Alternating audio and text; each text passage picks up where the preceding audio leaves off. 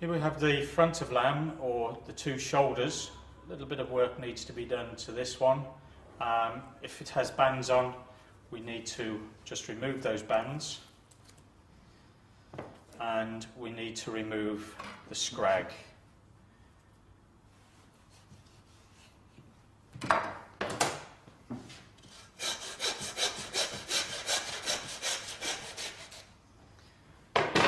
Again, just sawing through the bone, not the meat. And as with any sawing, just remove any sawdust. What we need to do now is to separate the two shoulders. We could saw down the centre, but on this one I want to sheet the shoulders away from the rib cage.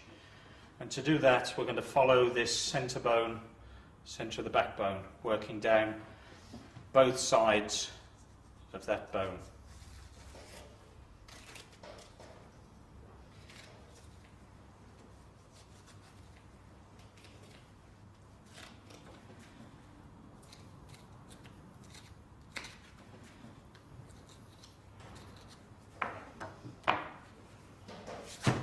Turn over, and now we're going to work down onto the ribs and sheet the meat away from that rib cage.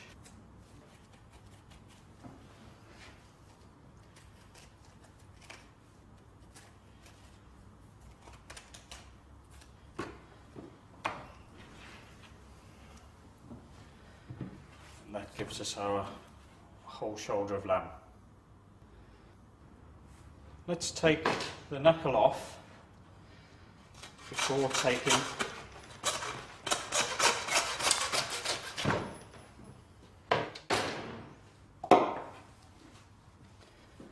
want to remove the shank through the joint.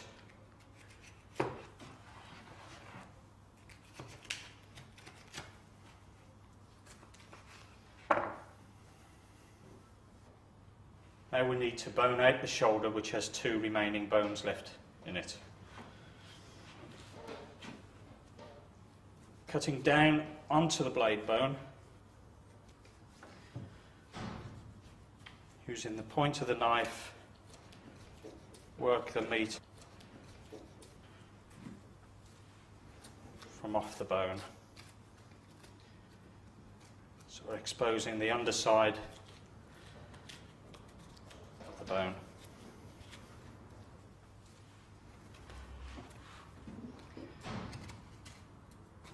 Work round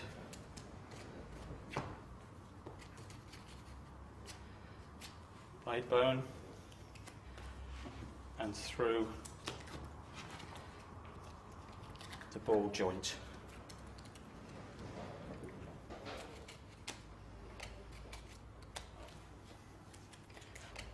Now we need to work on the underside of the blade, just taking care not to go through any of the flesh.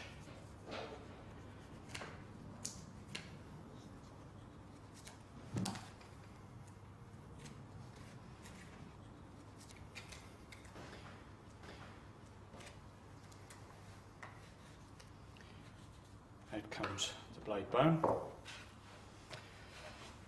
Now we need to remove the remaining bone.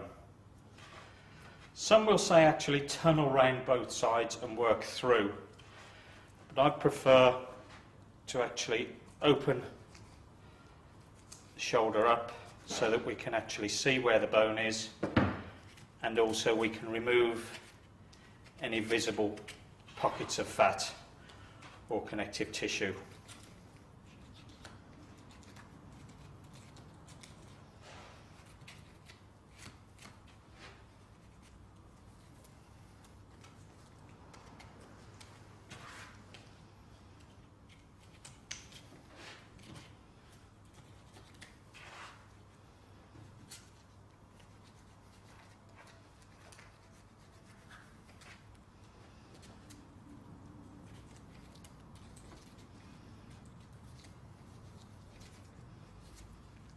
Comes the main arm bone.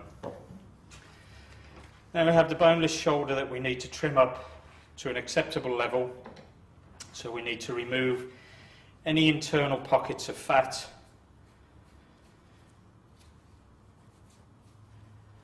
any glands, or any blood meat.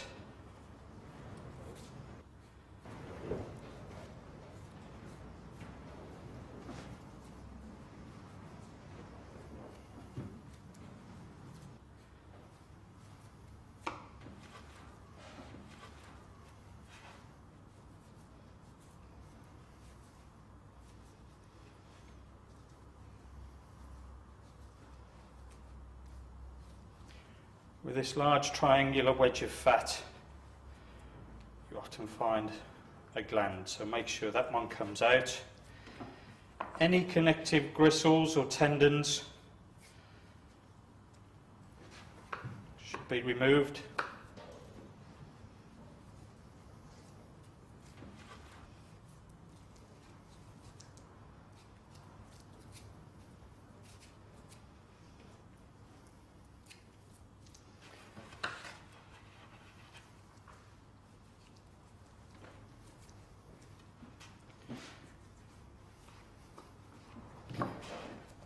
Don't forget we have two sides to the shoulder, so if there's a little of excess fat around and blood meat around the shank area, we just need to trim that off as well. When we're happy with that, the last thing to come off, remove the large yellow gristle along the back line.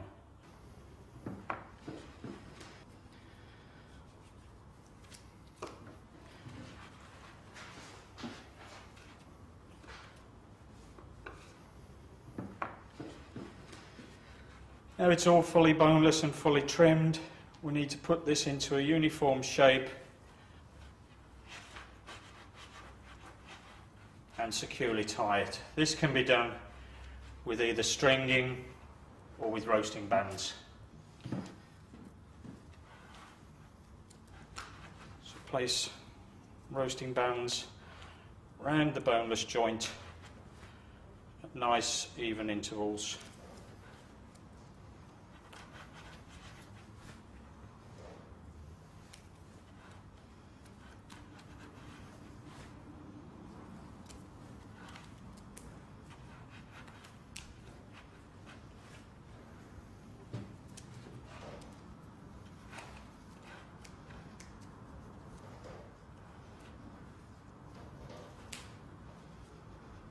The ease with these roasting bands are that once they're on, you can tidy them up to make a presentable joint.